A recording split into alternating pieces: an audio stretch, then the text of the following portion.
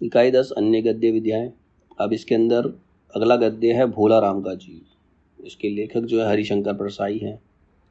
यह एक व्यंग कहानी है। व्यंग मतलब ताना मारा गया। इसके अंदर जो प्रशासनिक भ्रष्टाचार पर चोट करती है, मतलब जो प्रशासन में भ्रष्टाचार चल रहा है उसके लिए एक व्यंग है। इसके प्रमुख चरित्र भोला राम को रिटायर हुए 5 साल हो गए। इनका प्रमुख चरित्र जो है भोला राम, जो 5 साल पहले रिटायर हो गया, किंतु अनंत निवेदनों के बावजूद उसे पेंशन नहीं मिली क्योंकि उसने रिश्वत नहीं दी है। कहानी इस व्यंग के साथ समाप्त होती है कि भोला राम की मौत के बाद उसकी आत्मा अर्थात उसका जीव यमराज के पास ना जाकर पेंशन ऑफिस में छिपकर अपनी पेंशन का इंतजार करने लगता है। मतलब वो इतना दुखी हो जाता है, उसकी मृत्यु हो जाती है, लेकिन फिर भी उसका जो जीव है वो यमराज के पास नहीं जाता, वो पेंशन ऑफिस में जाके अपनी पेंशन की प्रतीक्षा करता है। तो ये व्यंग है हमारे सिस्टम के ऊपर।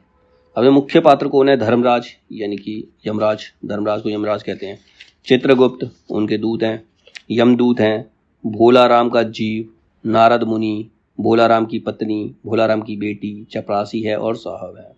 चित्रगुप्त जो है उनके मुंशी हैं, जो सारा ब्यौरा रखते हैं, हिसाब किताब रखते हैं सब चीज़ों को, चित्रगुप्त है। ठीक है। अब प्रमुख उदाहरण क्या है? धर्मराज लाखों वर्ष से असंख्य आदमियों को कर्म और सिफारिश के आधार पर स्वर्ग या नर्क में निवास स्थान अलॉट करते आ रहे थे, पर ऐसा कभी नहीं हुआ था। मतलब इंसान को अपने कर्मों के अनुसार स्वर्ग मिलेगा या नर्क मिलेगा, तो यमराज का यही काम है, उनको अपनी जगह पे भेजना। लेकिन अब जब भोला राम की मृत्यु हुई तो अब ऐसा नहीं हुआ। महाराज रिकॉर्ड सब ठीक है। भोला राम के जीव ने 5 दिन पहले देह त्यागी और यमदूत के साथ इस लोक के लिए रवाना भी हुआ, पर यहाँ अभी तक नहीं पहुंचा। मतलब उसकी मृत्यु हो गई।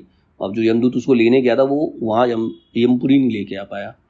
धर्मराज क्रोध से बोले, मूर्ख, जीवों को लाते लाते बूढ़ा हो गया, फिर भी एक मामूली बूढ़े आदमी के जीव ने तुझे चकमा दे दिया। दूत ने सिर झुकाकर कहा, महाराज मेरी सावधानी में बिल्कुल कसर नहीं थी। मेरे इन अभ्यस्त हाथों ने अच्छे अच्छे वकील भी नहीं छूट पाए। बस इस बार तो कोई इंद्रजाल ही हो गया। चित्रगुप्त ने कहा, महाराज आजकल पृथ्वी पर इस प्रकार का व्यापार बहुत चला है। लोग दोस्तों को फल भेजते हैं और वे रास्ते में रेलवे वाले उड़ा लेते हैं।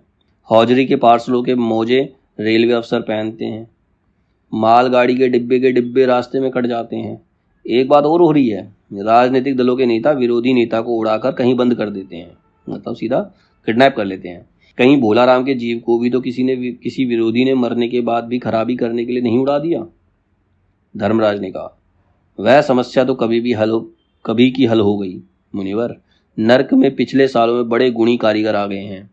कई इमारतों के ठेकेदार हैं जिन्होंने पूरे पैसे लेकर रद्दी इमारतें बनाई। मतलब जो ठेकेदार बिना ज़्यादा पूरे पैसे लेते हैं और काम नहीं करते, वो भी नर्क में है। बड़े बड़े इंजीनियर भी आ गए जिन्होंने ठेकेदारों से मिलकर भारत की पंचवर्षीय योजनाओं को पैसा खाया। ओवरसीयर है जिन्होंने उन मजदूरों की हाजिरी भरकर पैसा हड़पा जो कभी काम पर गए ही नहीं। इन्होंने बहुत जल्दी नर्क में कई इमारतें तान दी हैं। वह समस्या तो हल हो गई।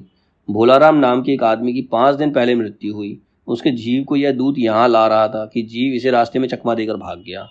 इसे सारा ब्रह्मांड छान डाला, पर वह कहीं नहीं मिला। अगर ऐसा होने लगा तो पाप पुण्य का भेद ही मिट जाएगा। नारद ने पूछा, उस पर इनकम टैक्स तो बकाया नहीं था? हो सकता है उन लोगों ने रोक लिया हो। चित्रगुप्त ने कहा, इनकम होती तो टैक्स होता, भूखमरा था। क्या बताऊं, गरीबी की बीमारी थी। 5 साल हो गए पेंशन पर बैठे, पर पेंशन अभी तक नहीं मिली। हर 10-15 दिन में एक दरखास्त देते थे, पर वहां से या तो जवाब ही नहीं आता था, और आता था तो यही कि तुम्हारी पेंशन के मामले में विचार हो रहा है। इन 5 सालों में मेरे सब गहने बेचकर हम लोग खा गए, फिर बर्तन बिके, अब कुछ नहीं बचा था। फाके होने लगे थे। चिंता में घुलते घुलते और भूखे मरते मरते उन्होंने दम तोड़ दी। वहां से चलकर नारद सरकारी दफ्तर में पहुंचे। वहां पहले ही कमरे में बैठे बाबू से उन्होंने भोला राम के केस के बारे में बातें की। उस बाबू ने उन्हें ध्यानपूर्वक देखा, बोला, भोला राम ने दरखास्तें तो भेजी थी, पर उन पर वजन नहीं रखा था, इसीलिए कहीं उड़ गई होंगी। वजन मतलब रिश्वत नहीं थी। एक चपड़ासी ने कहा, महाराज आप क्यों इस झंझट में पड़ गए? अगर साल भर की यहाँ चक्कर लगाते रहो तो काम नहीं होगा। आप तो सीधे बड़े साहब से मिलिए, उन्हें खुश कर लिया तो काम अभी हो जाएगा। साहब बोले, आप हैं वैरागी, दफ्तरों के रीति रिवाज नहीं जानते। असल में भोला राम ने गलती की। भाई यह भी एक मंदिर है, यहाँ भी दान पुण्य करना पड़ता है, भेंट चढ़ानी पड़ती है।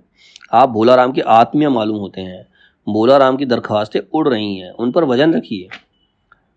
साहब ने कुटिल मुस्कान के साथ कहा, मगर वजन चाहिए, आप समझे नहीं।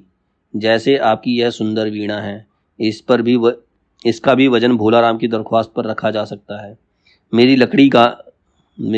लड़की गाना बजाना सीखती है, यह मैं उसे दे दूंगा। साधुओं की वीणा तो बड़ी पवित्र होती है, लड़की जल्दी संगीत सीख गई तो उसकी शादी हो जाएगी। सहसा फाइल से आवाज आई, कौन पुकार रहा है मुझे? पोस्टमैन है क्या? पेंशन का ऑर्डर आ गया क्या? मतलब भोलाराम का जीव बोलता है।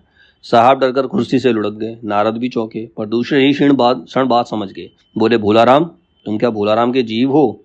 हाँ, आवाज आई। नारद ने कहा, मैं नारद हूँ, मैं तुम्हें लेने आया हूँ, चलो स्वर्ग में तुम्हारा इंतजार हो रहा है। आवाज आई, मुझे नहीं जाना, मैं तो पेंशन की दरख्वास्तों में अटका हूँ, यहीं मेरा मन लगा है, मैं अपनी दरख्वास्तें छोड़कर नहीं जा सकता।